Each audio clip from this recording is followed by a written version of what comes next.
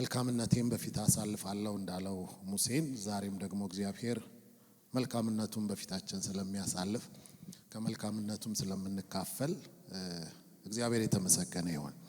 ሁለት ሳምንታትን ይሄንን መልእክት እንሰማለን። ፊልጵስዩስ ላይ ነው ያለው ቃሉ። ግን እሱን ከመናገሬ በፊት ግን ብዙ ጊዜ ሰማለሁ ሰዎች ማምሻም እድሜ ነው ከመኖር ይሻላል መሰንበት ምናምን የሚባሉ ንግግሮች አሉ በመድራችን ላይና መጽሐፍ ቅዱሳችንን ስንመለከት ደግሞ ከዚህ ተቃራኒ የሚናገር ነገር ደግሞ እንመለከታለን። ሰው መቆየት ይፈልጋል። ለታመሙ ሰዎች ለመጸለይ በቤታቸው አሁን በቅርብ አንድ ትልቅ እግዚአብሔር ሰው የታመመ ልጸልይለት ሄድኩና በቃ መሞትን ፈርቶታል።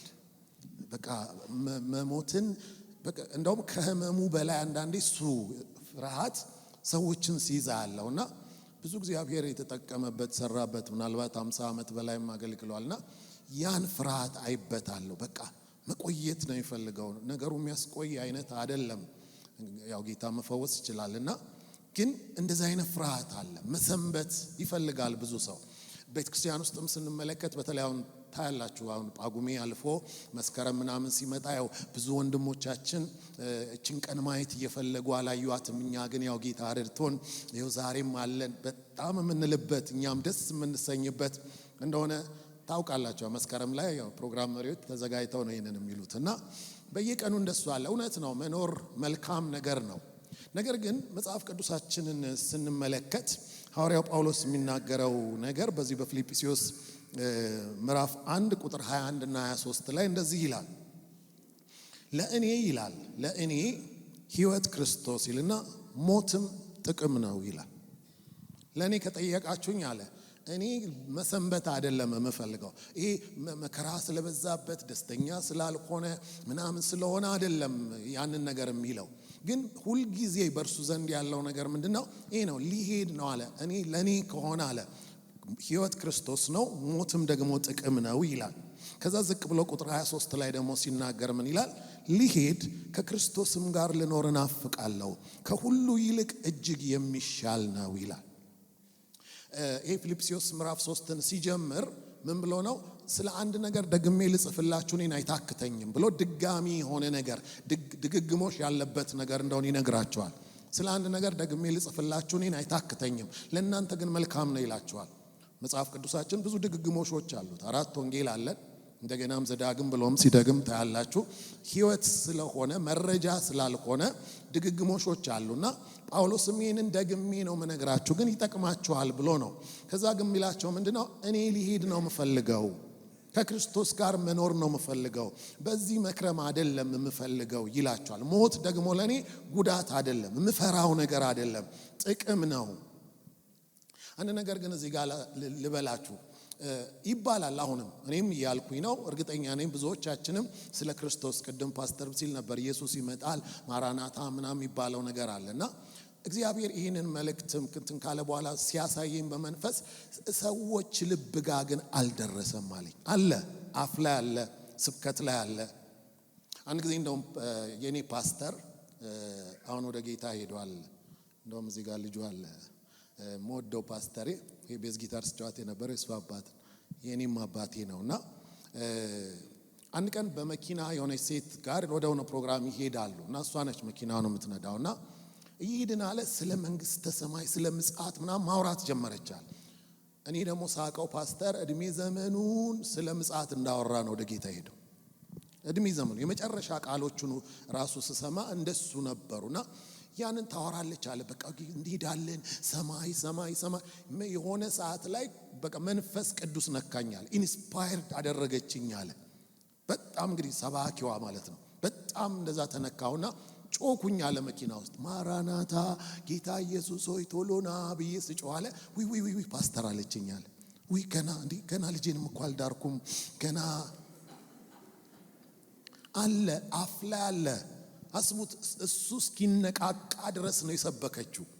መንፈስ እስኪመጣ ድረስ ነው እግዚአብሔር የተጠቀመባት።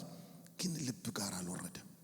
የእውነት አይ ነበር አለ አፍ ላይ ያለ ምን አለ ይሄው የምናወራው ነገር ግን ልብ ላይ ወርዶ እንደ ጳውሎስ መሰንበት አይደለም መሄድ ነው የሚያስብል ነገር ብዙዎች ዘንድ የለም። እንደውም እግዚአብሔር ይናገረኝ ነበር ብዙዎች እንደውም የምድር እየሆኑ ያሉበት ሰዓት ነው። የሰማዩን ነገር እንደውም ማሰብ አይደለም ምድር በጣም እየዋጠቻቸው ምድራዊው ነገር በጣም እየያዘቻቸው ያለ ሰዓት ነው። ወገኖች ኢየሱስ ይመጣል። ኢየሱስ ተመልሶ ይመጣል። ልብ ውስጥ ግን አሁን አሜን እንዳልነው ያህል በልባችን ውስጥ ግን አልገባምና ይሄ መልእክት ድጋሚ ከዚህ በፊት ተናግሬ ያውቃለሁ እዚህ መድረክ ላይ በእርግጠኝነት። ነገር ግን አሁን ድጋሚ ለዚህ ጉባኤ ለእናንተ ብቻ አይደለም። ባለፈው ሳምንትም ክፍለ ሀገር ነበርኩኝና እዛም ይህንን ሐሳብ እግዚአብሔር እንድናገር ይሰጠኝ ነበርና እርሱን ነው ዛሬም በሚቀጥለው የምንመለከተው። እንግዲህ ተመልከቱ የኢየሱስ ክርስቶስን መምጣት ዝም ብለን እንኳን ባናስብ ጊዜው እያለቀ ነው። በቃ በጣም ጊዜው እያለቀ ነው። በጣም እየሮጠ ነው። ጊዜው እያለቀ ነው። ጊዜውም ባያልቅ ደግሞ ተመልከቱ ሰዎች የሚሞቱበትን ቀን እንኳን አያውቁ። መቼ እንሂድ? አንድ ጊዜ አንድ አገልጋይ ያገለገለ ሰዓቱን ሲያዩ ሰዓቱ ሄዷልና አንድ ነጥብ ግን ይቀረዋል። ስለዚህ ምን አለ በቃ እችን እንትን አንድ ነጥብ ይቀረኛል ብሎ የጀመረውን እየተናገረ እያለ ልቡ ቆመ። መድረክ ላይ ማለት ነው። ያችን ነጥብ ሳይናገራት በጣም ቅርብ ነን እኮ የእውነት ነው የምላችሁ። በዚህ ዘመን ደግሞ ሞት የምትሉት ነገር ደስ የሚል አይደለም ስለ ሞት ማውራት፣ ግን በጣም ቅርብ የሆነበት ሰዎች በቀላሉ የሚሄዱበት አይነት ነገር ነው ያለው። ስለዚህ ይህንን ነገር ማሰብ ግዴታ እንደሆነ ለራሳችንም እንመለከታለንና ዋና መልእክታችን ፊልጵስዩስ ምዕራፍ 3 ቁጥር 20 ላይ ባለው ቃል ነው የምንመለከተው። ይህንን ሐሳብ ይዘን ፊልጵስዩስ ምዕራፍ 3 ቁጥር 20 ላይ ምን ይላል? እኛ ይላል። ሁልጊዜ ይህንን ማሳሰብ ፈልጋለሁ። መጽሐፍ ቅዱስ እኛ ሲል እዚህ እኛ ውስጥ እኔ ያለሁበት ወይ ብላችሁ ጠይቁ። አንዳንድ ጊዜ እኛ የሚለው ውስጥ ክርስቲያን ሁሉ ላይኖርበት ይችላል። ለምሳሌ ሮሜ ላይ ሲናገር 8 ላይ ምን ይላል? እንደ መንፈስ ፈቃድ እንጂ እንደ ሥጋ ፈቃድ በማንመላለስ በእኛ ይላል። አሁን እዚህ እኛ ውስጥ ክርስቲያን ሁሉ የለበት። ምክንያቱም እንደ መንፈስ ፈቃድ ምንመላለስ ነው። እንደ ሥጋ ፈቃድ የሚመላለሱ ክርስቲያኖችን አይመለከትም። ስለዚህ ለምሳሌ ሙዚቀኞች እኛ ብለው ቢያወሩ እኔን አይመለከትም። የቤተ ክርስቲያን ሽማግሌዎች እኛ ብለው ሲያወሩ ፓስተሮችን አይመለከትም አይደለም። ስለዚህ አንዳንዴ እኛ ሲል ዝም ብላችሁ አንተ ሪሊ አለውበት እዚህ ውስጥ። ለምሳሌ ጳውሎስ ይላል ከኛ አንድስ እንኳን ለራሱ የሚኖር የለም ይላል። እዚህ እኛ ውስጥ አላችሁ? ለራሳችሁ ማትኖሩ ናችሁ ሁላችሁ። ስለዚህ እኛ እያለ መጽሐፍ ቅዱስ ሲያወራ ራስን መፈተን ጥሩ ነው። አለውበት እዚህ ውስጥ። እዚህ ጋርም እንደሱ ይላል እኛ ይላል አገራችን በሰማይ ነውና ከዚያም ደግሞ የሚመጣ መድኃኒትን እርሱም ጌታ ኢየሱስ ክርስቶስን እንጠብቃለን ይላል። እግዚአብሔር ይመስገን። አገራችን ሌላ ስትመለከቱ ዜግነት our citizenship ይላልና ዜግነታችን በሰማይ ነው ይላል። እንግዲህ ይሄ ዜግነት በግዢ ወይም ደግሞ አንዳንድ ሰዎች ውጭ ሀገር ሄደው በሆነ ነገር ያገኛሉ ዜግነት። እንደዛ አይደለም ይሄ የሚያወራው። ይሄ ከማንነት ጋር የተያያዘ ዜግነት ነው። ለምሳሌ ጳውሎስ እኔ ሮማዊ ነኝ ብሎ ሲል መቶ አለቃው እንዴ ሮማዊ ነህ አለው። አዎ። እና እኔ እኮ በብዙ ገንዘብ ነው ይሄንን ዜግነት ያገኘሁት አለው። ሲለው ጳውሎስ ግን እንዲህ አለው እኔ ግን ተወለድኩበት አለው። የኔ በግዢ የመጣ አይደለም። ይሄ ደግሞ የሰማይ ዜግነት በምንም በሌላ ነገር አንዳንድ ጊዜ ውጭ ሀገር ሰዎች ሲሄዱ አሳይለም ለመጠየቅ ብዙ ፎርጅድ የሆኑ ነገሮች ውሸት ያለበት ነገር አድርገው ሊያገኙ ይችላሉ። ይሄ የሰማይ ዜግነት የማንነት ጉዳይ ነው። ስለዚህ ጳውሎስ ምንድነው የሚለው? በምድር ብንኖርም እኛ አገራችን ቤት ነው፣ በሰማይ ነው። ይህ ነገር ዛሬ ወገኖቼ እናውቀዋለን፣ እንዘምረዋለን። ልባችን ውስጥ ግን እንዲገባ እግዚአብሔር ይፈልጋል። አሜን ነው። ስለዚህ በዛ ነው አገራችን፣ በዛ ነው። እንግዲህ ይላል ከእንግዲህ ወዲህ ከቅዱሳን ጋር ባላገሮችና የእግዚአብሔር ቤተሰቦች ናችሁ እንጂ ከእንግዲህ መጻተኞች አይደላችሁም ይላል የእግዚአብሔር ቃል። እንደገናም ቆላስይስ 3:1 ላይ ከእንግዲህ ይላል ከክርስቶስ ጋር ከተነሳችሁ ክርስቶስ በእግዚአብሔር ቀኝ ተቀምጦ ባለበት በላይ ያለውን እሹ፣ በላይ ያለውን አስቡ እንጂ በምድር ያለውም አይደለም። ምክንያቱም ሞታችኋልና ሕይወታችሁም በእግዚአብሔር ከክርስቶስ ጋር ተሰውሯልና። ሕይወታችሁ የሆነ ክርስቶስ በሚገለጥበት ጊዜ በዚያን ጊዜ እናንተ ደግሞ ከእርሱ ጋር በክብር ትገለጣላችሁ። እንግዲህ በምድር ያሉ ብልቶቻችሁን ግደሉ። እነዚህም ዝሙት፣ ርኩሰት፣ ፍትወት፣ ክፉ ምኞት፣ ጣዖትንም ማምለክ የሆነ መጎምጀት ነው ይላል። ስለዚህ ደጋግሞ የሚነግረን ነገር ምንድነው? የሰማዩን እንድናስብ የሰማዩን ነገር እንድንመኝ ሐሳባችንም እሱ እንዲሆን ምኞታችንም እሱ እንዲሆን ነው የሚፈልገው። ለምን? ለዚህ ምድር ነገር ሞታችኋልና ዜግነታችሁ በላይ ነውና ከዛ የሚመጣ ደግሞ መድኃኒት የሆነ ክርስቶስን እንጠብቃለንና እነዚህን ነገሮች እያለ እንደ ዜጋ እንድንኖር መጽሐፍ ቅዱስ ደጋግሞ ይነግረናል። ስለዚህ ይህንን ሐሳብ ይዘን እንድናስብ አሁን ምን ማለት መሰላችሁ? አሁን መንገድ ላይ ነው ያለነው። እቤታችን ገና አልደረስንም። እቺ ምድር ለኛ መንገድ ነች፣ ምናልፍባት ነች። ብትመችም ባትመችም መንገድ ነች። ተጓዦች ነን። እስራኤላውያኖችን ተመልከቱ። ከግብጽ ምድር ወጡ። ከግብጽ ምድር ሲወጡ የሚያልፉበት መንገድ አለ። መድረሻቸው ግን ከነዓን ነች። የተነገራቸውም ደግሞ ስለ መንገዱ አይደለም። መንገዱ እንዲህ ነው፣ መንገዱ እንዲህ ነው። መንገዱ ምንም ይሁን የሚነገረው መድረሻው ነው። ስለዚህ የተነገራቸው ከነዓን ወተትና ማር የምታፈስ ነች፣ የቃል ኪዳን ምድር ነች፣ የአብርሃም ምናምን ብሏቸዋል። በመንገድ ግን ስታልፉ ቀይ ባህር አለ ምናምን አለ ብሎ ስለመሃሉ አልነገራቸው። መንገድ አይሰበክም። መንገድ ነው፣ ይታለፋል። የሚገርመው ነገር ግን በዚህ መንገድ ላይ እየሄዱ ሳለ የሆነ ቦታ ሲደርሱ በጣም ዘንባባ ያለበት ምንጮች ያሉበት የሚያምር ቦታ ደረሱ። ልክ እዛ ጋር ሲደርሱ ግን ጌታ ጎበኘን አይባልም። ምክንያቱም መንገድ ነው፣ ይታለፋል። ጎበኛ ዲፋይን አያረገንም። መንገድ ላይ ያለው ነገር አይገልጠንም። ስለዚህ በጣም ያምራል ዋው ምናምን ሲሉ ዳመናው እዛ አይቆይም፣ እልፍ ብሎ ይሄዳል። ምክንያቱም መንገድ ነው። ትንሽ እንደሄዱ ደግሞ የሚገርመው ነገር ማራ የሆነ ቦታ፣ የማይጣፍጥ የማይመች ነገር ወይኔ እግዚአብሔር ጣለን አይባልም። ምክንያቱም መንገድ ነው፣ ይታለፋል። መንገድ ላይ በሚሆነው ነገር አይደለም። ዘንባባውም ይምጣ ምኑም ይታለፋል። የሆነ ሰዓት የሆነ ነገር የሆነ ሰዓት ብዙ ነገር። የሚገርመው ግን ስለሚመጡበት ስለሚገቡበት አገር ሳይሆን ልባቸው የነበረው መንገድ ላይ ስላለው ነገር ነበር የሚጣሉት ከእግዚአብሔር ጋር። ይሄው መቃብር ስለሌለን ያወጣን፣ በውሃ ጥም ልገለን ያወጣን፣ በዚህ መሆን ምናምን ሲሉ ስለ መንገዱ ሲያስቡ መንገዱ ውጦ አስቀራቸው። ከሁለት ሰው በቀር የተባሉበት ቦታ የገባ የለም። ዛሬም የብዙ ክርስቲያኖችን ልብ ስንመለከት መንገድ ላይ ያለው ነገር ነው በቃ ልባችንን የያዘው፣ አይምሮአችንን የያዘው። ይታለፋል፣ ይመችም ይታለፋል። አንድ ጊዜ አንድ አገልግሎት ነበረኝና ትኬት ተላከልኝ፣ አውሮፕላን ትኬት። ሄዱ። ስደርስ መኪና ተዘጋጅቷል። እዛ ከተማ በእግሬ ብዙም አልሄድኩም። ከዛ የሆነ መኪና መጣ፣ ሆቴል ወሰደኝ፣ ትልቅ ሆቴል። እዛ ገባው። ከሆቴል ቸርች በመኪና ነው የሚሄደው። ምሳ ምግብ ራሱ ስበላ ምንድነው መብላ የምፈልገው ይላል። እንትን ከሆነ እንትን ሆቴል እንትን በሜኑ ሳይሆን በሆቴል ነው የሚያስመርጡኝ። በጣም ይመቻል። አልጋው፣ መዋኛው ምናምኑ ደስ ይላል። ጊዜም ነበረኝ በቃና በጣም እንደዛ በሚመች ሁኔታ ሄድኩኝ። ከዛ በኋላ እንደገና በአውሮፕላን አሁንም መጣሁ፣ ቤት የገባው። በዛው ሳምንት ደግሞ ሌላ አገልግሎት ነበረኝ። ከዛ የጋበዘ ልጅ እዚህ አዲስ አበባ መጥቶ ነበርና በባስ ሄድን። ልክ የሆነ ቦታ ላይ ስንደርስ እዚህ ጋር እንውረድ አለኝ።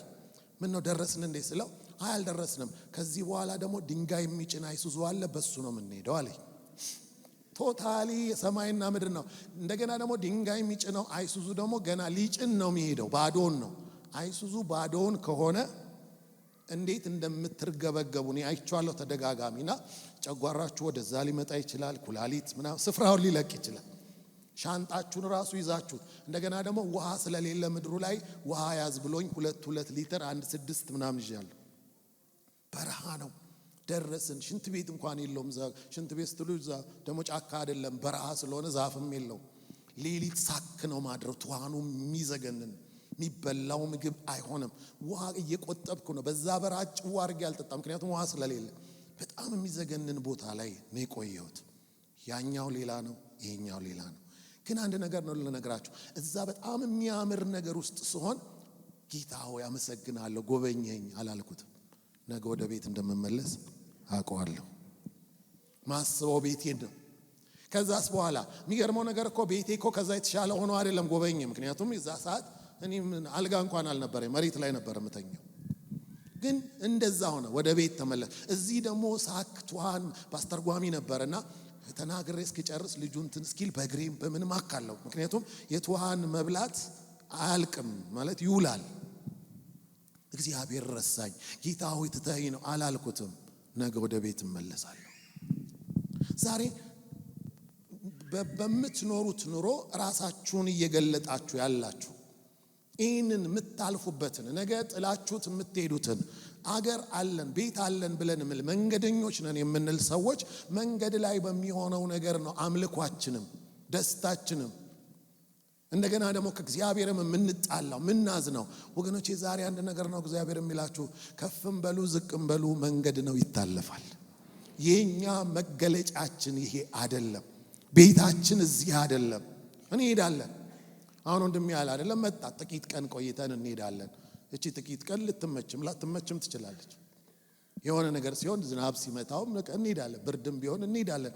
እዛ ያለው ነው የሚገልጠው እሱ። እግዚአብሔርንም ሊያመሰግንበት ከተገባ ዛሬ ያረፈበት ቤት አይደለም።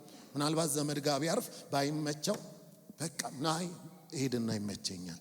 ስለዚህ ዛሬ ይህንን ነገር ልባችሁ ውስጥ እንዲገባ እግዚአብሔር ይፈልጋል። መንገደኞች ነን። እስቲ መንገደኛ ነኝ ይበሉ። አዎ በቃ እንደዚህ ነው። እኔ በዛኛው በአውሮፕላን ሄድኩ፣ በዚህ በአይሱዙ ሄድኩ፣ እኔን አይገልጸኝም። እኔ መንገደኛ ነኝ። በቃ በዛ መንገድ እንድናልፍ ነው እግዚአብሔር የሚፈልገው። ይህንን ሐሳብ ይዘን ነጥቦችን እንመለከታለን። የመጀመሪያው ነጥብ ራሳችንን ልንገልጽበት የሚገባው ነገር ምንድነው? በዓለም ነን እንጂ ከዓለም አይደለንም። ይህንን ለራሳችሁ እንድታደርጉት ያስፈልጋል። በዓለም ነን ግን ከዚህ ዓለም አይደለንም። መጽሐፍ ቅዱስ እሱን ነገር ይናገራል። እንደገና ደግሞ ተመልከቱ፣ ይሄ ቢሎንጊንግ ምንድነው? አንድ ነገር ነኝ ስትሉ እንደዚህ ነን ስትሉ የሚያመጣው ነገር አለ፣ ሳይኮሎጂካሊም መንፈሳዊም ነገራችሁ ላይ። ዮሐንስ ወንጌል ምዕራፍ 15 ቁጥር 19 ላይ ሲናገር እንዲህ ይላል። ከ18 ጀምሮ ባነበው ዓለም ቢጠላችሁ ከእናንተ በፊት እኔን እንደጠላኝ እወቁ።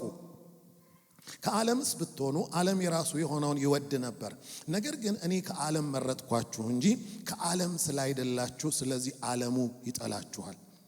ስለዚህ ክርስቲያኖች በምንም አይነት ኑሮ ውስጥ ነው፣ ከፍ በሉ ዝቅ በሉ፣ እኛ ከዚህ ዓለም አይደለንም። እንደውም ዕብራውያን ላይ የሚናገረው ምንድነው? 11 ላይ ዓለም አልተገባቸውም ይላል እኮ። ስለዚህ አንዳንድ ነገር ሲጎድል እንትን የምንልበት አይደለም። የሆነ ነገር ሲመጣም የምንደነቅበት መሆን የለበትም። ይሄ ቦታችን አይደለም።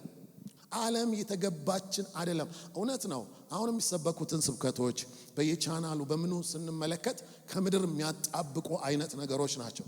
በተለይ the so-called faith movement የሚባለው አይነት እንቅስቃሴ ውስጥ ያሉ ሰዎችን ብዙ አይቻለሁ፣ አነጋግሬያለሁ።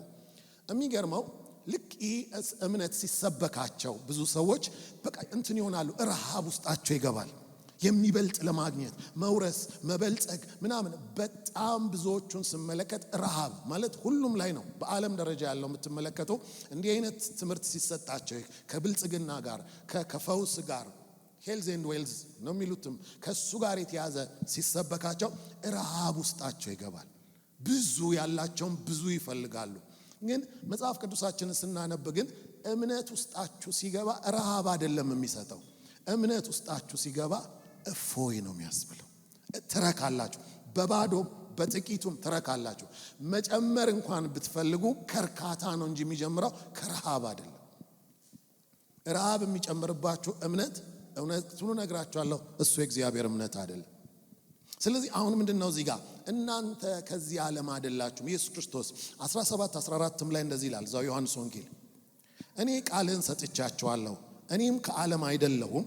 በዛ ሰዓት ዓለም ላይ ነበር። ከዓለም አይደለሁም፣ ከዓለም አይደሉምና ዓለም ጠላቸው ይላል። ዝቅ ብሎ ቁጥር 16 ላይ እኔ ከዓለም እንዳይደለሁ ከዓለም አይደሉም ይላል። ስለዚህ ክርስቲያን ይህንን ነገር በውስጡ ማስቀመጥ አለበት። ጌታ ሆይ አንዳንድ ጊዜ በአሕዛቦች እንቀናለን። እነሱ ይኸው እንደዚህ የሆኑ። ባለፈው አንድ ልጅ አገኘውና ተበሳይ። እንዴት አለኝ፣ እንዴት የእግዚአብሔር ልጅ ሆኜ በባስ ሄዳለሁ አለኝ። ምን አገናኘው? የእግዚአብሔር ልጅነትንና ባስን ምን አገናኘው? ያ መንፈስ ከመንፈሳችን ጋር ይመሰክራል ስለ ልጅነታችን ይላል እንጂ ከኑሯችን ጋር እኮ አይመሰክርም። በባስም ሊድ በምንም ሊድ። አሁን ጧት ስወጣ ታክሲ አልነበረም። ስለዚህ እኔ አሁን በዛ ሰዓት ባስ ባገኝ እኔ ትዝ ይለኛል አፋር ውስጥ እንደዚህ ለአገልግሎት መኪና አልነበረምና ጭው ያለ እንደዚህ የሚጥበረበር በረሃ ነውና በቃ ቆመን እንጠብቃለሁ። መኪና የለም። የሆነ ሰዓት ከብቶች የጫነ ፍየልና በግ የጫነ አይሱዙ መጣ።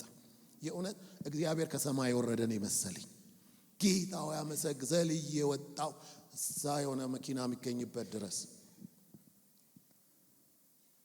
ምንድነው እዚህ ጋር የምትመለከት? እነዚህ ነገሮች አይደሉም ዋና የሚሆኑት። በባስ ሄድኩኝ በምን ሄድኩኝ እግዚአብሔር ልጅነታችን መንፈሳዊነታችን በዚህ አይደለም የሚገለጥ። አይኑራችሁ እያልኳችሁ አይደለም፣ ይኑራችሁ፣ ግን እሱ የኛ መለኪያ አይደለም። ስለዚህ ምንድነው የዋናው ነጥባችን? እኛ ከዓለም አይደለም እንዳይደላችሁ። እኔ ትዝ ይለኛል አንድ ጊዜ እንደዚሁ ላገልግለው ሲሄድ የሄድኩበት አገር ምርጫ ነበረና ሰው ሁሉ ይመርጣል። እኔ ካልመረጥኩ ብዬ አላሰብኩም። ምክንያቱም አይደለሁም፣ እኔ እዛ ዜጋ አይደለሁም። ስለዚህ ምንድነው ምርጫ ልመርጥ አላስብም።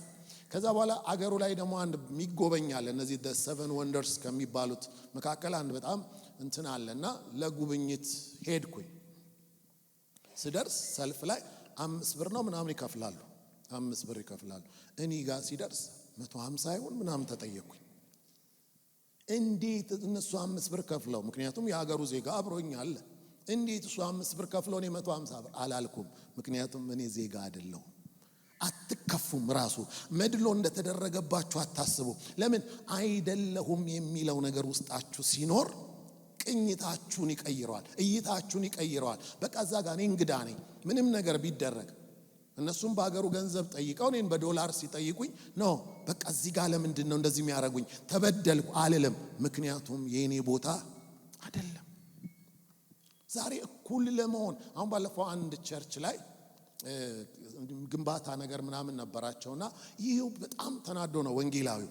ይሄው እንደዚህ ሆኖ ምናምን ለነሱ የፈቀደ ሌላ እምነትን ጠርቶ ይሄው ለነሱ ፈቅደው ምናምን ለኛ ከለከሉን ብሎ ብድ ብሎ ሲናገር ምን ይገርማል አልኩት። እኩል ልትሆን ያምርሃል? አንተ እኮ እንግዳ ነህ፣ እዚህ አይደለም ይሄ። ምክንያቱም ክርስቲያን ሆነን ስንኖር መገፋት የሚል ነገር እኮ መጽሐፍ ቅዱስ እኮ ነግሮናል። እንደ እንግዳ ነገር አትቁጠሩት እኮ ይላል። እንደ እንግዳ ነገር ስትቆጥሩት ነው መጎዳት የምትጀምሩት። እንዴ በዝናብ ስትሄዱ ለምን ዝናብ መታኝ እኮ እንደማለት ነው። በጭቃ ስትሄዱ እንደ ጫማዬን ጭቃ ነካው እንደማለት ነው። እዚህ ምድር ላይ ስንኖር እኛ ከዚህ ዓለም አይደለንም። አሜን ነው። ዛሬ ላሰምርላችሁ የምፈልገው እግዚአብሔርም ደግሞ ልባችን ውስጥ እንዲገኝ የሚፈልገው እሱን ነው። ስለዚህ እነዚህ ነገሮች ይሆናሉ። አንደኛ ዮሐንስ ምዕራፍ 5 ቁጥር 19 ላይ ሲናገር ከእግዚአብሔር እንደሆነን ይላል፣ ዓለምም በሞላው በክፉ እንደተያዘ እናውቃለን ይላል። ስለዚህ ዓለም ይላል እኛ ይለየናል። ስለዚህ እነሱ እንደሆኑት አይደለም፣ እዛ ጋር እንደሚሆነው አይደለም። አንድ ቀን አንድ ሴት መጣች። በጣም ተናዳ ነው ማለት ክርስቲያን ነች እና በወላጆቿ ነው የተበሳጨችውና ትነግረኛለች። ያው ካውንስሊንግ ላይ ጸሎት ላይ ስትሰሩ ብዙ አይነት ነገር ይመጣልና እቤት ውስጥ አለች። እሷ ገና ስራ መያዟ ነውና በቃ ደግሞ ጥሩ ደሞዝ የሆነ ኤንጂ ውስጥ ነው የምትሰራውና በቃ ጠቅላላ ትዳር የምትመሰርት ነው የሚመስለው። ደሞዝ ተቀብላ አቁብ ገብታ እቃ ትገዛለች፣ ቴሌቪዥን ይሁን ምናምን ቤቱን የወላጆቿ ቤት እኮ ነው እንደዛ ታደርጋለች። ሌሎቹ ደግሞ ቤት ያለውን ያወጣሉ ወስደው ምናምን ወላጆቻቸው የሚያዝኑባቸው ናቸው ሌሎቹ። እሷ ግን በቃ ምንም ለራሷ ማት እያመጣች ታደርጋለችና ልክ የሆነ ነገር ሲፈጠር ግን ወላጆቿ ከሷ ጋር ሳይሆን ከነዛኛዎቹ ጋር ተባበሩባት። እነሱ እንዲያረጉ እኔ እንዲያደረኩ አለችኝ። እንዴት እንዲያረጉኛል አለች ስትለኝ አሁንም አይዞሽ አላልኳትም። ምን ይገርማል አልኳት። አንቺና እነሱ እኮ አንዳ በመንፈስ እኮ እናት አባት የሚለው ራሱ ተለይቷል አይደለም? እናትና አባት ላይ እንኳን እንዴት አይገርምም? ስትገረሙ ነው የምትጎዱት። ኤክስፔክት ስታደርጉ የሆነ ነገር ስትጠብቁ አይ ምናምን ከተባላችሁ ትጎዳላችሁ። ብዙ ሰው የተጎዳው ለዛ ነው። ምክንያቱም ጥበቃው ኤክስፔክቴሽኑ ይሄ ነው። ልክ እንደ ዓለም እንዴት እንዲሆናል እንዴት ምናምን የምትሰበኩትም እንደዛ ስለሚሆን ዛሬ ግን እቅጩን እንወቅና በዚህ መሄድ ይሆንልን። እኛ ከዚህ ዓለም አይደለንም። የሆነ ነገር ሲሆን ቢያደሉ ምን በክርስቶስ የጌታ ነኝ አጋጥሞኝ አቃል ፕሮሰስ ጉባ አምጣ አልሰጥም ስል በር ሲዘጋብኝ አቃል አዎ ከዚህ ዓለም አይደለንም። እግዚአብሔር ይርዳን። ስለዚህ እኛ ከማንን ከእግዚአብሔር ነን። እግዚአብሔር የተመሰገነ ይሁን። ስለዚህ ይህንን ነገር ሁሉ ጊዜ ልናስብ ያስፈልጋል። ቅድም ግን እንዳልኳችሁ አሁን አይ ቢሎንግ ቱ ጂሰስ የምትለዋ ጥቅስ እንደ ጥቅስ ምናምን ከተማችን ላይ ፌመስ ነች። በተለይ መኪኖች ላይ ትለጠፋለች ምናምን። የእግዚአብሔርነታችሁ ላይ እንድታተኩሩ እግዚአብሔር ይፈልጋል። ግን አንድ ነገር እንድታስቡ ፈልጋለሁ። የማን መሆናችን እንግዲህ ትልቁ ጥያቄ ምን አለ ሳይሆን የማን አይደለም። ስለዚህ የማን መሆናችንን ግን የሚናገረው ታፔላችን አይደለም፣ የሙሉ ወንጌል አባል መሆናችሁ አይደለም፣ ወይ ሌላ ነገር አይደለም። የማን መሆናችሁን የሚናገረው ማንነታችሁ ነው፣ ህይወታችሁ ነው። አንድ ጊዜ ዮሐንስ ወንጌል ምዕራፍ 8 ላይ ከቁጥር 31 ጀምሮ ኢየሱስ ክርስቶስ ተናገረ የሆነ ነገር። አመኑት አይሁዶች። ከዛ በኋላ ያመኑትን አይሁድ አንድ ነገር አላቸው። እንግዲህ እናንተ አላቸው፣ ቀጣይነት አለው ከእምነት ጋር የሚቀጥል ነገር ስላለ ያመኑትንም አይሁድ እናንተ አላቸው በቃሎቼ ብትኖሩ በእውነት ደቀ መዛሙርቴ ናችሁ፣ እውነትን ታውቃላችሁ፣ እውነትም አርነት ያወጣችኋል አላቸው። ሲላቸው አይ እኛ ለማንም ባሪያ ሆነን አናውቅም አሉት። አይ ኃጢአትን የሚያደርግ እኮ የኃጢአት ባሪያ ነው አላቸው። አይ እኛ ከዝሙት ከምናምን እኮ አልተወለድንም፣ እኛ አባታችን አብርሃም ነው አሉት። ተመልከቱት፣ ያመኑ አይሁድ በትውልድም እስራኤላዊ ናቸው። አሁን ደግሞ እምነት ውስጥ ገብተዋል። በቃ ከነሱ እኮ የጎደለ ነገር የለም። ከዛ ምን አሉት? እኛ አባታችን አብርሃም ነው ሲሉት ኢየሱስ እንዲህ አላቸው፣ አባታችሁ አብርሃም ቢሆንም ማኖሩ አላቸው አብርሃም ያደረገውን ታደርጉ ነበር። የማ መሆናችንን የሚናገረው ታፔላችን ሳይሆን የማ መሆናችንን የሚናገረው ህይወታችን። አብርሃም የሚያደርገውን ታደርጉ ነበር። እሺ ተው አሉት። እኛ አሁን አብርሃምን ተው፣ እኛ አባታችን እግዚአብሔር ነው አሉት። እንደውም ወደ ላይ ከዛ እንዲህ አላቸው፣ እግዚአብሔር አባታችሁ ቢሆንም ማኖሮ ተወዱኝ ነበር አላቸው። ስለዚህ ይሄ ነው አሁን ክርስትና ላይ የሰማዩን ነገር እንዳናስብ ያደረገ። እንደውም ዝቅ ብላችሁ ስታነቡት ምን ይላችኋል? እናንተ እንደውም አባታችሁ ዲያብሎስ ነው ይላችኋል። ዛሬ ወገኖቼ ከእግዚአብሔር ጋር መወገን ይሁንልን። እኔ የእንትን አባል ነኝ መታወቂያ መያዝ አይደለም፣ ወይ መኪና ላይ belong to Jesus ለጥፎ መሄድ አይደለም። በትክክል የእግዚአብሔር ስትሆኑ በፍጹም ያኔ ከዓለም ጋር የመሆን ነገራችሁ ይቆረጣል። ከዚህ ዓለም ጋር ያላችሁ ስበት ይላቀቃል። ተመልከቱ፣ ከዓለም ስበት ምንነጠቀው። ለምሳሌ ኢየሱስ ክርስቶስ ሲመጣ እኮ ግራቪቲ አይዘንም፣ እንሄዳለን። ለምን? የእርሱ ስለሆነን። አሁንም የዓለም ስበት ዘረኝነቱ በሉ ዝሙቱ በሉ ሌላው ነገር በሉ ምኑም ነገር እንደዚህ ጎትቶን የዓለም እንዳንሆን ላይኛውን እስክንረሳ ድረስ እንዳንሆን ዛሬ በኢየሱስም ከእግዚአብሔር ጋር መወገን ይሁንልን። ስለዚህ ምን አላቸው? እናንተ አባታችሁ ዲያብሎስ ነው እንጂ እግዚአብሔር አይደለም። ምክንያቱም እግዚአብሔር ብትሆኑ ትወዱኛላችሁ፣ እሱ ፍቅር ነው። አብርሃም ይህንን አላደረገም አላቸው፣ አባታችን የምትሉት። ስለዚህ ምንድነው? እርሱ ነው። አሁን ብዙ ሰው በዚህ በታፔላው በምናምኑ በቤተክርስቲያን አባል በመሆን አስራብ በመክፈል ነው። ህይወት ይናገር። በህይወታችን ዛሬ በኢየሱስም ወደ እግዚአብሔር መሆን ይሁንልን። ባለፈው አንዱ መኪናው ላይ ብዙ ጥቅስ ለጥፏል። ዳሽቦርድ ምንድነው ስኮርት ጎማው ላይ ያለ ጥቅስ በትልቁ I belong to Jesus በዚህ ጋር ምናምን በዚህ እና እየነዳ ያለ ከጎኑ የምታልፍ አንድ ሴት መስዋዕት መኪና ይዛ ይለክፋታል። ከዛ የለከፋት ሲሄዱ ጃም ነገር ያቆማቸዋል። ሲያቆማቸው መስታወቷን ዝቅ አረገችና ስቲከር ብቻ አለችው። ምክንያቱም ስቲከሩ I belong to Jesus ይላል መጽሐፍ ቅዱስ ሲናገር። ግን I belong to Jesus ስትሉ ግን እኔ ኢየሱስ ነኝ ስትሉ ግን አንድ ነገር አስቡ። መጽሐፍ ቅዱስ ሲናገር የክርስቶስ ኢየሱስ የሆኑት ስጋን ከክፉ ምኞቱና መሻቱ ጋር ሰቀሉት። ማንነት አለው መገለጫ። ለምሳሌ እኔ ሙሉ ወንጌል ነኝ ስትሉ እኮ መገለጫ አለ። አሁን በክፍለ ሀገር በዛ ከተማ ውስጥ ያሉ ቸርቾች ሁሉ አንድ ላይ ሆነው ነበር። ትምህርታዊ ኮንፈረንስ ነበር እና ሳገለግል አንዳንድ ነገር ሲወራ የማን እንደሆነ ይታወቃል። የመካነ ኢየሱስ ይታወቃል፣ የሙሉ ወንጌል እኮ ይታወቃል። እንደዚህ አይነት እኮ አለ። ስትሆኑ የምትሆኑት ነገር አለ ጥርጥር። የሆነ ብሔር ስትሆኑ እኮ የብሔሩ መገለጫ አለ አይደለም? የሆነ ነገር አክሰንታችሁ ላይ ይኖራል፣ ወይ ቋንቋችሁ ላይ ይኖራል። የሆነ መስሪያ ቤት ስትሆኑ የሆነ ነገር መገለጫ አለ። ወገኖች ክርስቲያንም ስንሆን እንዲሁ መሆን አለበት። የእውነት ስትሆኑ መገለጫው ይኖራል። ዛሬ በኢየሱስ ስም ጌታ ይፈውሰን። በቃ ማመን ያለብን ይህ ነው። ከምድር ተጣብቀናል፣ የዚህ ዓለም ሆነናል። እንደውም ከሌሎቹ በላይ የሆንን ያለ ነው። ክፋታችን ምኑ በጣም እየበዛ ነው ያለውና እግዚአብሔር ይህንን ነገር ዛሬ መፈወስ ይፈልጋል። አሜን። ሮሜ ላይ ቀደም እንዳልኳችሁ ምዕራፍ 14 ቁጥር 7 እና 8 ከእኛ አንድስ እንኳን ለራሱ የሚኖር የለምና ለራሱ የሚሞት የለምና በሕይወት ሆነን ብንኖር ለጌታ እንኖራለን፣ ብንሞት ለጌታ እንሞታለን። ከእንግዲህ በሕይወት ሆነን ብንኖር ወይም ብንሞት የጌታ ነን። የጌታ ሲሆን ሰው በቃ ኑሮም ለጌታ ነው፣ ሞቱም ለጌታ ነው። እንደገና ደግሞ ምንድነው? ለራሱ አይኖርም። ለራሱ የማይኖር ሰው ደግሞ ኮራፕሽን ውስጥ አታገኙትም፣ ወይ ደግሞ ሌላ ነገር ውስጥ አናገኘውም። ዕብራውያን 11:38 ዓለም አልተገባቸውምና ይላል። ዓለም አልተገባቸውምና።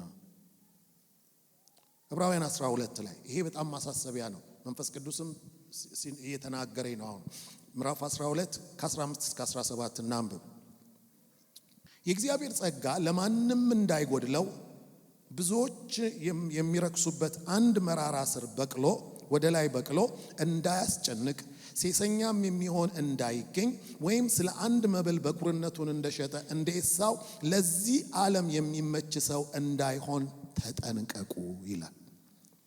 አሁን ያለው ስብከት አንዴ ድነሃልና አንዴ ከዳንክ በኋላ በቃ ደህንነት አይወሰድም በቃ እንደፈለክ አይነት ነገር፣ እንደሱ አይነት ትምህርቶች እናያለን። በቃ በዋናው መንፈሳችን ድኗል፣ ስጋችንም የእግዚአብሔር መንግስት አይወርስም እየተባለ ይህ በፍጹም መጽሐፍ ቅዱሳዊ አይደለም። ምክንያቱም አሁን አንድ ባለፈው ሰማው ከዚህ በፊትም ተናግሬ ይሆናል።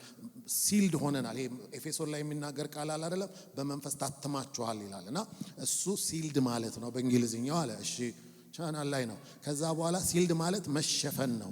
ስለዚህ ነፍሳችን መንፈሳችን ሲልድ ስለሆነ በስጋ የምንሰራው የትኛውም ኃጢአት ወደ መንፈሳችን አይደርስም። ስለዚህ ደህንነታችንን አናጣም የሚል ትምህርት ነው። ሁለተኛ ቆሮንቶስ ምዕራፍ 7 ላይ ግን ስትሄዱ ምን ይላል?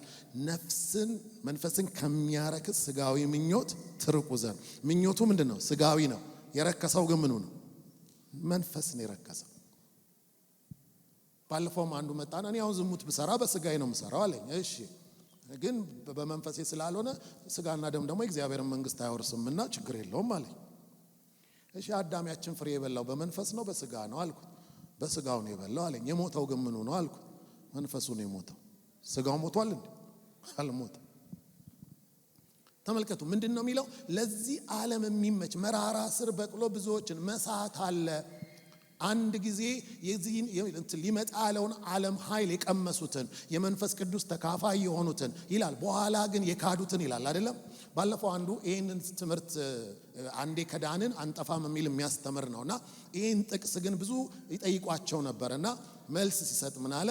አነበበው ይሄንን አንድ ጊዜ የቀመሱ። ምክንያቱም ስትድኑ ነው የላይኛውን የምትቀምሱት መንፈስ ቅዱስን የምትካፈሉትና እንደዚህ ብሎ አነበበና ምንም አልተረጎመውም። ይሄ ነገር የተጻፈው ለኛ ሳይሆን ለዕብራውያን ነው።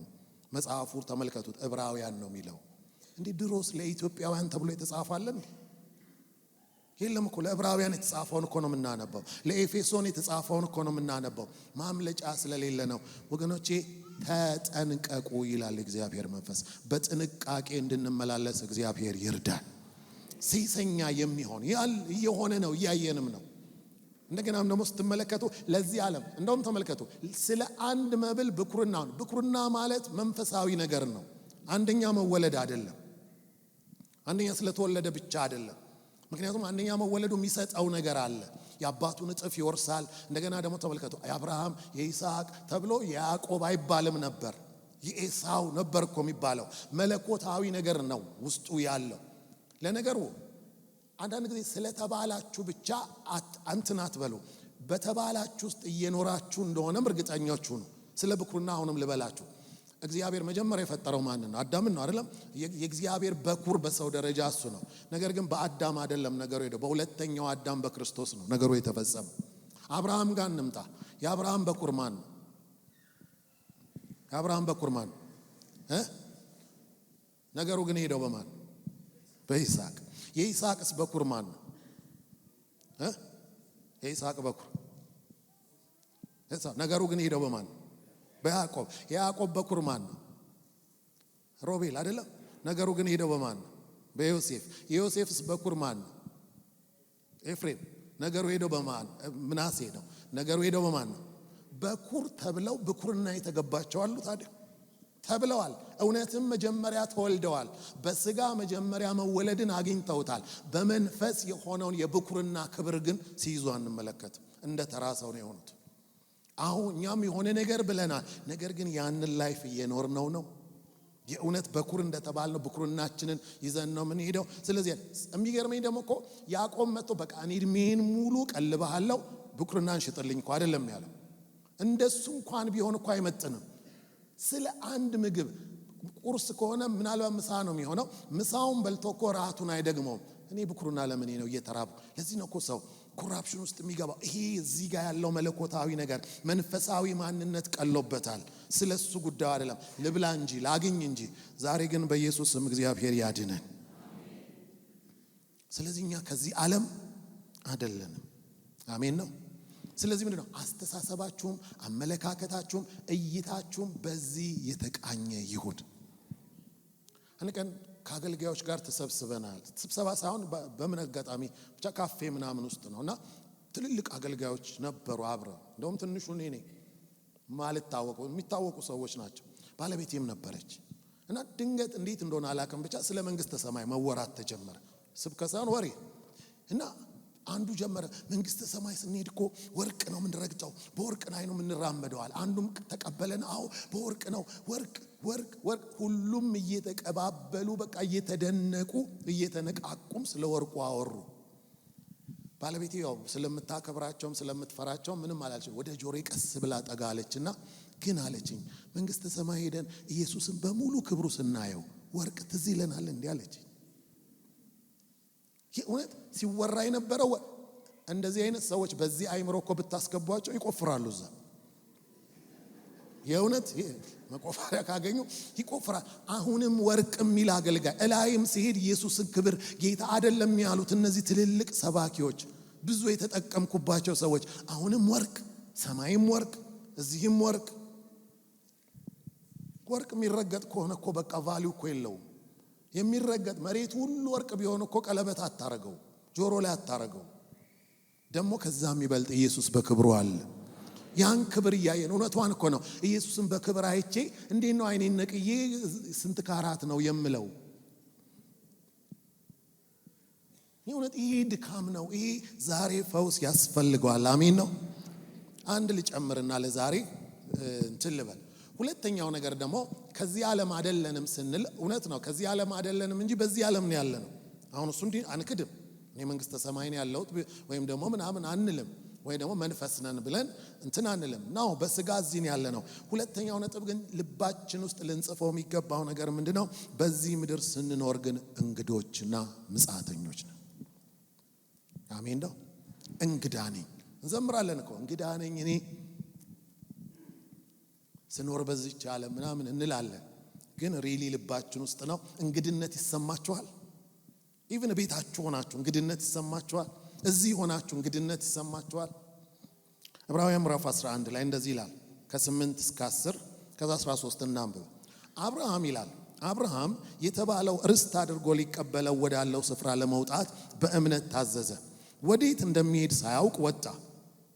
ለእንግዶች እንደሚሆን በተስፋ ቃል በተሰጠው አገር ተመልከቱ። በተሰጠው አገር ይላል። በተሰጠው አገር ለእንግዶች እንደሚሆን ነው የኖረውና በተሰጠው አገር በድንኳን ኖሮ ያን የተስፋ ቃል አብረው ከሚወርሱት ከይስሐቅና ከያዕቆብ ጋር እንደ ምጻተኛ በእምነት ተቀመጠ። ተሰጥቶታል እኮ እግዚአብሔር ይህ ምድር ያንተ ነው ብሎታል። ልክ ሲለው ግን አጥር ሲሰራ አትመለከቱ፣ በስሙ ሲያዞረው አትመለከቱም። እዛ እግዚአብሔር የሰጠው ምድር ላይ የሚኖረው በድንኳን ነው። የሚገርመው ነገር እሱ ብቻ አይደለም፣ ልጆቹንም በድንኳን ያኖራቸው። ይስሐቅም በድንኳን ቀጠለ፣ ያዕቆብም በድንኳን ቀጠለ። የራሳቸው እኮ ነው መሬቱ፣ ተሰጥቷቸዋል እኮ። እየተመኙ አይደለም እኮ፣ ገና እየጸለዩ እኮ አይደለም፣ በተስፋ ቃል ተሰጥቶታል። የሚገርመው ግን አብርሃም አይ እኔ እንደ እንግዳ ነው። እንዴት ነው ቤት ውስጥ እንግዳ የምትሆነው? እንዴት ነው ቤትሽ ውስጥ እንግዳ የምትሆኚው? አብርሃም በቤቱ እንደ እንግዳ ነው የኖረው፣ በድንኳን ነው የኖረው። ለምንድን ነው ግን ብለን ስንል ቃሉ ቀጥሎ እንደዚህ ይለናል፣ እንደ ምጻተኛ በእምነት ተቀመጠ ይልና መሰረት ያላትን እግዚአብሔር የሰራትንና የፈጠራትን ከተማ ይጠብቅ ነበርና። አሜን ነው። የላይኛው ሲገባችሁ እንኳን አዲስ ለመውረስ አይደለም የተሰጣችሁ እንኳን እንዳላችሁ አትቆጥሩት። አይ እኔ በብድ እንኳን ለልጆቹም የሰበካቸው የአባታችሁ መሬት ነው ተጠንቀቃችሁ ያዙት። እንደውም የሚገርመው ሳራን ለመቅበር ከገዛው እሱንም በነፃው ሰር ሲባል እንኳን አይ ብሎ ከገዛው የመቃብር ቦታ ውጪ በስሙ ያረገው ነገር አልነበረ። እንደ ምጽአተኛ ኖረ። ዛሬ ብዙዎች ቤተኝነት ይሰማናል። ብዙ ክርክር፣ ብዙ ጭቅጭቅ፣ ብዙ ጌታን መካድ ሁሉ። ባለፈው አንድ ሱቅ ተቃጠለና ሁለት ክርስቲያኖች ነበሩ እዛ ጋር፣ አንድ ሴት አንድ ወንድና ሄድኩ አለኛ ወንጌላዊ ሊያጽናና አባሎቻችን ስለሆኑ ልክ ስሰማ ሮጬ ሄድኩ አለ እና ልክ ስደርስ ሴቷን አገኘዋትና እንደው ጌታ ስላት አለ እባክህ ጌታ ባፍንጫ ይወጣለችኛል። ንብረቴን ካልጠበቀልኝ ምን ያደርግልኛል? ምንም ላናገር ወንዱ ጋር ሲሄድ አይምሮውን ስቷል። እንኳን ሊያናገረኝ እንኳን ጌታ ሌላው በአይምሮ አይደለም። አሕዛቦቹ እኮ የተረፈውን እየሰበሰቡ ነው አለ ለመቀጠል። ክርስቲያኖቹ ግን ጌታ በፍንጫ ይወጣ ካልጠበቀ ምን ያደርጋል? አረ እንግዶች ነን። እንግዳ ነኝ የሚለውን መዝሙርን ዘምር እንዴ! እንግዶች ነን፣ ምጽአተኞች ነን። ቁጥር 13 እንዲህ ይላል፣ እነዚህ ሁሉ አምነው ሞቱ፣ የተሰጠውን የተስፋ ቃል አላገኙም። ዳሩ ግን ከሩቅ ሆነው አዩትና ተሳለሙት። በምድሪቱም ይላል እንግዶችና መጻተኞች እንዲሆኑ ታመኑ። አሁን በኢየሱስ ስም ይሄ መታመን ይግባባችሁ። በቃ እንግዳ ነኝ እኔ፣ ለእንትና ሆነለት፣ ለኔ ግን እንግዳ ነኝ እኔ። ስንፍናን አይደለም የሚያመጣው፣ ጽድቅን ነው የሚያመጣው። ደግሞ ተመልከቱ፣ ምጽአተኛ ነኝ እንግዳ ነኝ ብላችሁ ስትታመኑ አሁንም እንደቀድሙ ልባችሁ ውስጥና አእምሮአችሁ ውስጥ የሚፈጥረው ነገር አለ።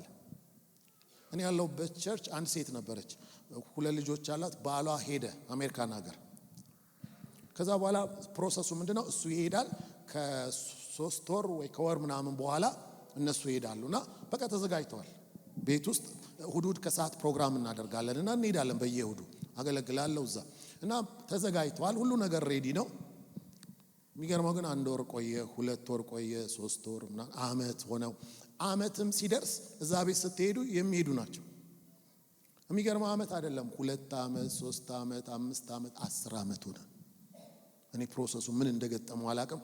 10 አመት። የሚገርመኝ ነገር ግን 10 አመት ነገ እንደሚሄድ ሰው ነው የኖሩት። ሲኒ ጆሮ ያለው ምናምን የለም፣ ተሸራርፎ አልቋል። አዲስ አይገዛም፣ ምክንያቱም ሊሄዱ ነው። ምንጣፉ አረጀ፣ ምክንያቱም ፕሮግራም ስለሚደረግ የሰው እግርም ስለሚበዛበት ምንጣፉ አርጅቷል። አይታ ብር እኮ አለ፣ ዶላርም ይመጣል፣ እሷም አላ ሰራ ላይ ምንጣፉ አይቀየርም፣ ምክንያቱም ሊሄዱ ነው። መታጠቢያ ቤት ስገባ ቧንቧ ያፈሳል፣ በፌስታለች በትንሿ ፊተር ተጠምጥሞ በስር ነው የሚያፈሳው። ለምንድን ነው የማይሰራው? ኃይል እንሄድ ነው። አንድ ቀን ጸሎት ላይ የጸለይ እንደዚህ አንድ ረጅም ግዙፍ ሰው ነው ወደቀ። ሲወድቅ የሶፋው እጀታ ላይ ነው ያረፈውና ፍርክስ አለ እንትኑ ሶፋው። እኔ ክውን ያልኩት ምክንያቱም የሰው ንብረት የልጁ መውደቅ አይደለም። በቃ ወይኔ ምናምን አልኩት። ችግር የለም ምናምን አለች፣ ምክንያቱም ልትሄድ ነው። በሳምንቱ ሲሄድ በቃጫ ተስቦ ከመደገፊያው ጋር ታስሯል፣ አልተሰራም።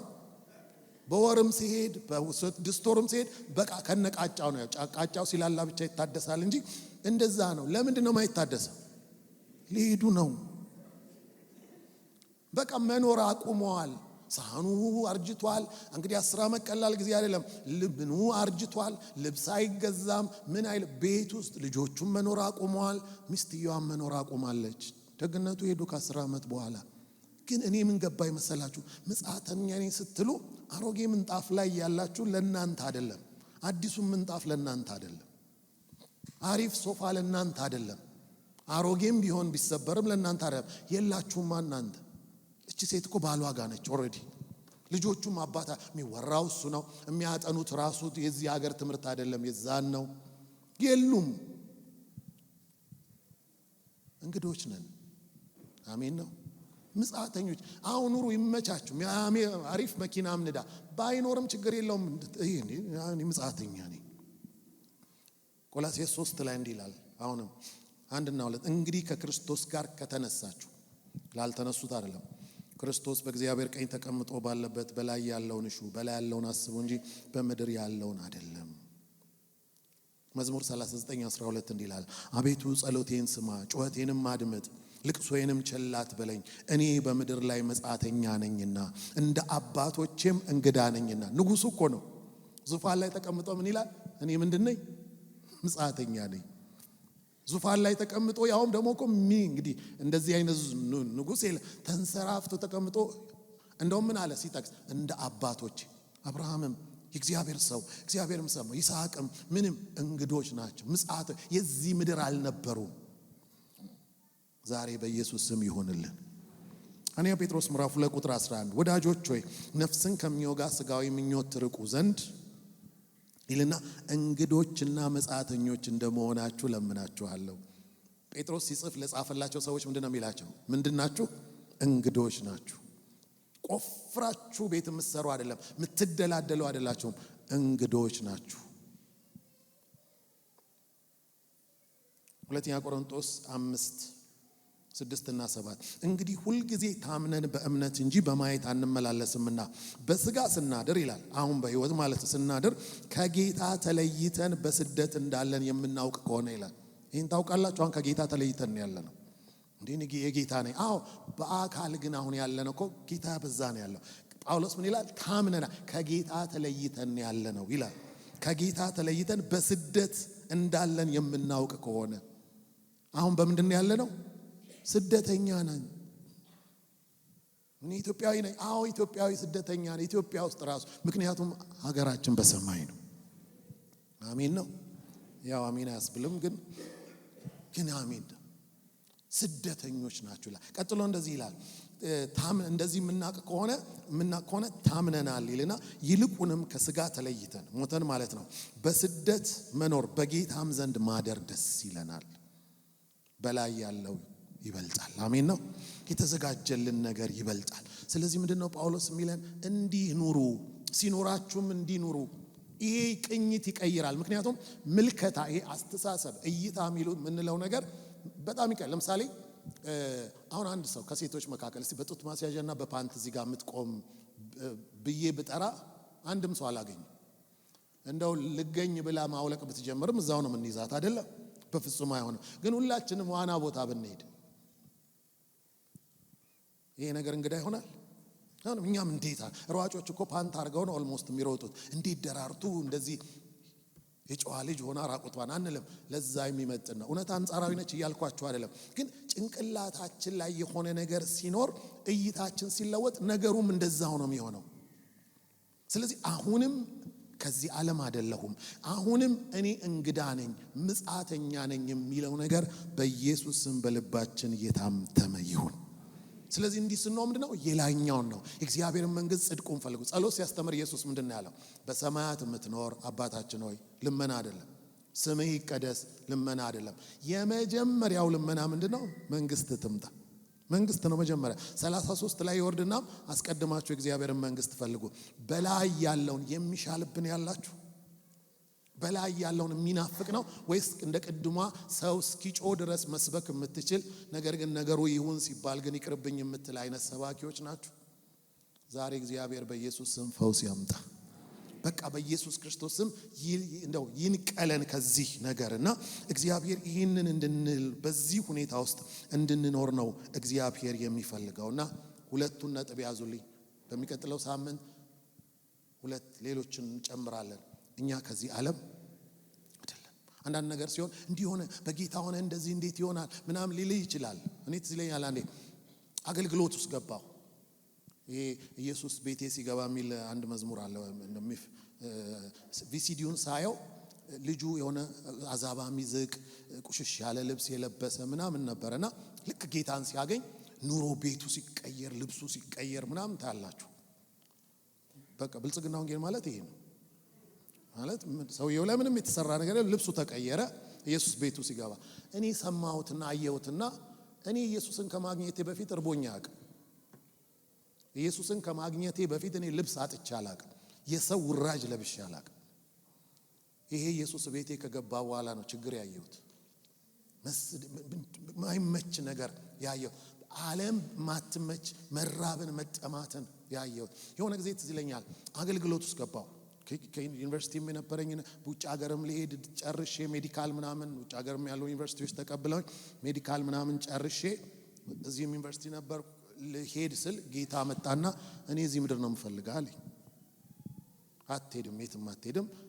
ደግሞ ደም እስክሰጥም ጠብቆ ነው እኮ ነው መጀመሪያውኑ ቢነግረኝ ፕሮሰሱ ሄዶ ሆስፒታል ሄጄ ሆስፒታልም ጨርሼ ምናምን ተቀብለናል ምናምን ብለውኝ በቃ ልሄድ ስል እዚህ ነው የምፈልገው ዲሲ ሳይሆን ደሴ ነው አለኝ እግዚአብሔር። እርግፍ አርጌ ተቀመጥኩ። ልክ ስቀመጥ ግን እንደዛ አይነት ባዶነት ልብስ ያልቃል ምናምን። አንድ ቀን ሰይጣን መጣ፣ በግልጽ ነው የምላችሁ መጣና ኢየሱስ ኢየሱስ ብለ የት ደረስክ አለኝ።